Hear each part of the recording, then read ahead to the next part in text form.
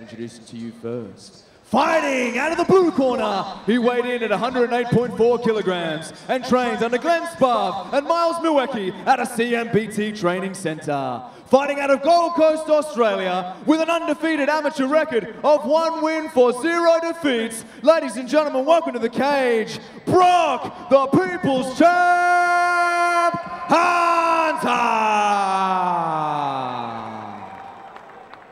And introducing his opponent, fighting out of the red corner, he weighed in at 110 kilograms and trains under Steve Walton out of Wolves Den. Fighting out of Perth, Western Australia, with an amateur record of 2 wins for just 1 defeat. Ladies and gentlemen, make some noise for Ashby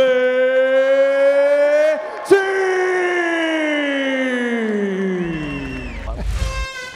Underway we are now in the heavyweight division. And there are those big kicks straight off the bat. 2 huge leg kicks from Ashby Tink. Brock Hunter closing that distance. Yeah, you mentioned it before the fight, Daniel. There you see it again, those leg kicks. You look in to land those quite a bit, but you see Brock close that distance pretty quick. Hopefully to get it to the ground and try to do some more ground and pound like his last fight. Yep, so a nice reversal on the fence here though for Ashby Tink to improve his position. And as we mentioned, both these boys coming from very good camps, and a little bit more travel required for one than the other, of course. It is Brock, the People's Champ, Hunter, coming from a combat training centre all the way over on the Gold Coast. A bit closer to you and I, Kyle.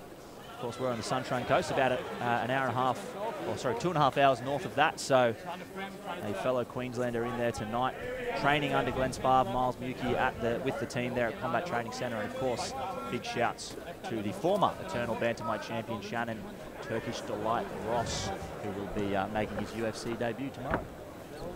Yeah, looking forward to that one. I'll tell you what, both these guys having little success against the cage, reversing each other. We saw Ashby Tink doing a good job picking his head in the right position earlier underneath Brock's chin, stopping him from reversing him, but now you see his head's a bit lower now and he's not taking advantage of that anymore. Of course, this matchup is brought to you by proper number 12 Irish Whiskey. And the big boys earning their drinks in there tonight. Very grueling pace to kick things off, just pressure on the fence. And again, it's one of those positions that perhaps to the uninitiated doesn't look like would require too much energy, but it is just absolutely grueling. Someone hanging on those underhooks and you're using all that strength to try and keep them off your hips. Yeah, it's not just anyone either. It's a 100-kilo guy there hanging off you, dragging you down. You have to carry that, not only your weight of carrying around 100 kilos, but plus another guy. So it can be quite draining, especially for these big guys. So we're just on 1 minute remaining here in this opening round. It is Ashby Tink maintaining the controlling position here. I'd like to see him utilise that head position a little bit better, as we can see at the moment, Kyle. Yeah, he's looking at the ground right now. He doesn't have a great position. He's doing well. He's got a high underhook, but that head comes down means he doesn't have much power with it either. And then his head's also open for a guillotine as well. Yeah, potentially attacking a front choke here, but uses it for the reversal there, does the People's Champ. And, so much strength and power in that there from Ashby Tink. Yeah, once again, that head down, he's open for a knee as well. Let's be careful of that as well. The size of these guys' legs, it's not a knee I'd like to take. Absolutely not. 10 seconds to go now, Daniel. 10 seconds left in this one. And an interesting round to score here. To be frank, not too much action for the judges to mull over, but it did. Underway. Oh, big right hand from Ashby Tink. And tell you what, the People's Champ ate that well, Brock Hunter, but unfortunately finding himself basically where the first round ended on the fence here. And we talked about how heavy these guys are. If you look at Brock's back there, it's all red up already from the cage. So that's a testament to how much weight's getting pushed against that cage, and that skin rubbing against that cage as well. Yeah, not a very comfortable position to lean. He may not feel it tonight, but he'll definitely feel it in the shower later tonight. So sort of taking advantage of the poor head positioning there a little bit more, Brock Hunter. I wonder if that was an instruction from Miles Milwaukee and Glenn Sparv in the corner, because it is something that we touched on in commentary, Cole. Yeah, I'm sure guys like Glenn Sparv in the corner have told him about that. So, Ashby really needs to get that head in a better position and get it underneath Brock's chin. Some knees exchanged by the pair there. Cheeky little right hand over the top from Ashby Tink. And just being in that position, not being able to generate too much power with it. Very good point, Kyle. Of course, no elbows here in the amateur ranks, so taking away one of those, you know, sort of more damaging short-range weapons. And Ashby Tink just maintaining control here against the fence. Yeah, it's very interesting to see Ashby also utilise this wrestling game. He does have that Muay Thai background as well. And again, just that head position, just a little bit too low to sort of take any advantage of it. Interested to see here if our referee, Terence Cook, has seen enough, potentially. Not a whole lot of advancing of positions going on. Some small, let's say, not particularly damaging strikes exchanged, but as far as any improvement of position, it has been relatively the same. As I say that, almost a reversal, but not quite. Yeah, Ashby Tink says no thank you. I'm not sure what Ashby's game plan is here. He's doing a good job of holding him against the cage, but not doing too much with it. So I don't know if their game plan is to cook Brock against the cage and then maybe come out in the last round and really let go with his hands, but it's interesting to see what he does with it from here.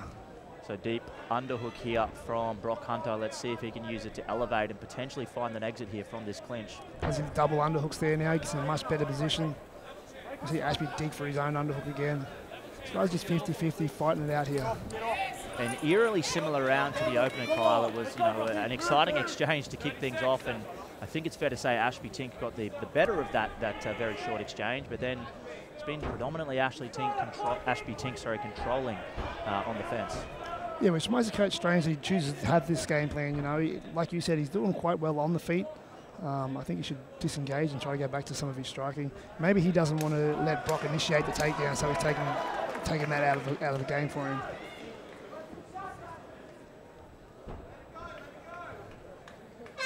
And the second card probably up to zip at this stage.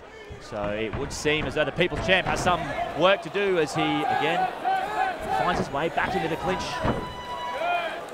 Yeah, I think Brock really initiated that clinch exchange then and sort of put him in this position. I think Ashby just did a good job of taking advantage and reversing at the last second, putting him against the cages. We see Brock now try to go for a guillotine. Just not good enough position to finish it. Again, Ashby back to that underhook, head down position.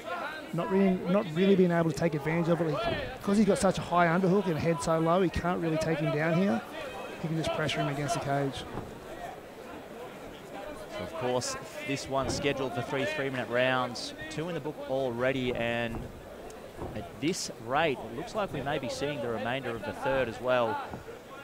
Both fighters have really shown very little appetite to disengage from this clinch work on the fence, so it'll be interesting to see whether we're here for another 2 minutes or not, Kyle. And again, our referee may be getting a little impatient, I'm not sure, but obviously enough action to keep him satisfied at this point as we see some distance between the two and some strikes flying, and the crowd love it. Both guys now letting go. This is what we came to see, Kyle. This is the heavyweight fight everybody wants to see. The crowd showing their disappointment, disapproval of the clinch. Yeah, an audible response to the clinch work from the Eternal MMA 73 crowd. Sold out here in the beautiful HBF Stadium in Perth. One of my favourite places to come and watch fights, and like we've been harping on all night, Kyle, just an incredible weekend for Australian MMA. And there we have it. Mr. Terence Cook has seen enough. He said, all right, boys, juke it out on the feet here, 60 seconds to go. Uppercut lands. Counter by right hand. Very audible crowd this early on. I'm sure some of these patrons will be rolling on through till the morning with probably very little sleep. I think they will too, but at the end of the day, these guys aren't in there with someone that weighs 100 kilos that's trying to take your head off as well. So entirely correct. I can see it from both sides of the fence. Yeah. No pun intended. No. 45 seconds remain here in the third and final round as we see our fighters back on the fence. And, you know, whilst I did mention at the outset of this round that, at least on my cards, I think Ashby Tink was up 2 rounds, it's a tricky fight to score, Kyle. And without control time statistics, you know, it's a difficult one to score. Yeah, we never know how the judges view the fight as well. We view it from a different angle. They may have different criteria than we do, so... And then me always being a fighter, I always look at it from a fighter's perspective as well. You can really see on this camera angle, the back of Brock Hunter is just absolutely torn to shreds, like you mentioned, Kyle. That cage rash, as some call it. And like you mentioned, one of those things you don't, like mat burn, you don't really feel it until you're in the shower later that night and it stings. You're being kissed by the cage. And there we have it, 3 rounds in the books for our big boys. Well, ladies and gentlemen, after 3 rounds, we go to the judges' scorecards for a decision. All 3 judges score this fight 30-27 for your winner via unanimous decision in the red corner, Ashby